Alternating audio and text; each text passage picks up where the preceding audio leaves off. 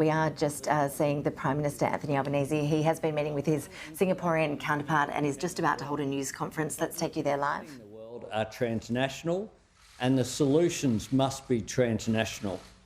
Today we open a new chapter in the comprehensive strategic partnership between Australia and Singapore. The Green Economy Agreement signals collective resolve to confront challenges as we transition our economies to net zero.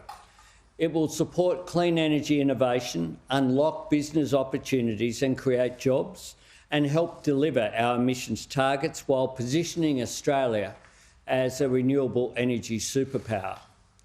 Our commitment to work towards a food pact will shore up reliable and secure supply chains and provide certainty for Australian exporters. We also discussed the strategic outlook and our commitment to a free, open and resilient region.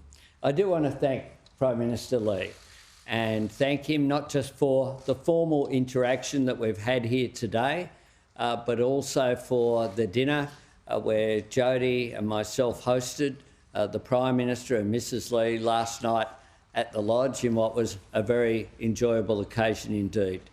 I have had the great privilege and honour of being a guest in Singapore on many occasions over a number of decades now, and it's wonderful to welcome a great friend of Australia, Prime Minister, here today. Thank you. Thank you, Prime Minister. Good afternoon to everybody. I'd like to thank the Prime Minister for his warm hospitality and to express how happy I am to be back in Canberra again in person, meeting Australian leaders and particularly Prime Minister Albanese.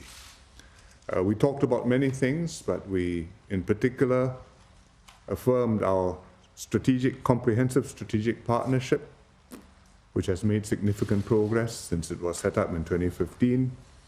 And our bilateral cooperation has proceeded apace even during COVID-19.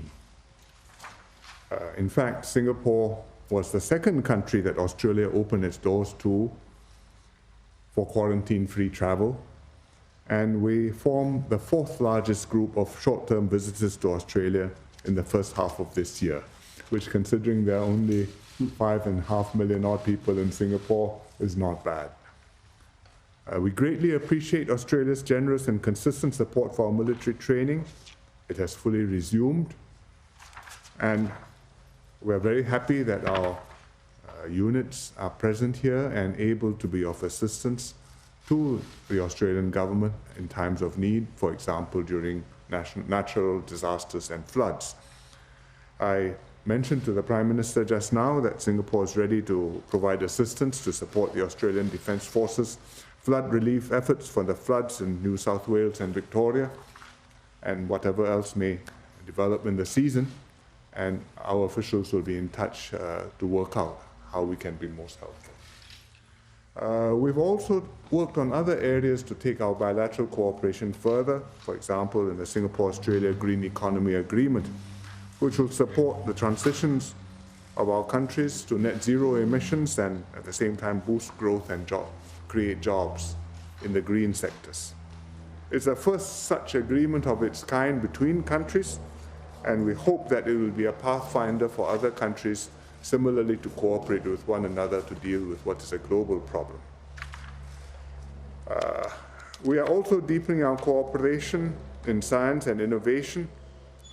Our agencies, A*STAR on Singapore's side and the CSIRO on the Australian side, have signed a master research collaboration agreement to collaborate in areas like low-emission technologies, alternative proteins, and advanced manufacturing, as well as an agreement which will allow Singapore researchers to use Australia's synchrotron facilities, all of which will further deepen linkages between scientists on both sides. We are also exploring new areas of cooperation because we are natural partners which have similar views on many issues, and trusted and reliable partners of each other, which we have demonstrated during the pandemic. So we're looking at new strategic areas of cooperation, such as strengthening the security and resilience of our supply chains, including on food and energy, and our connectivity to the rest of the world. And we will also look into facilitating the flow of critical goods between us in times of crisis. And we formed up a working group to look into this matter. We also exchange views on regional and global developments. Australia is a key partner for our region.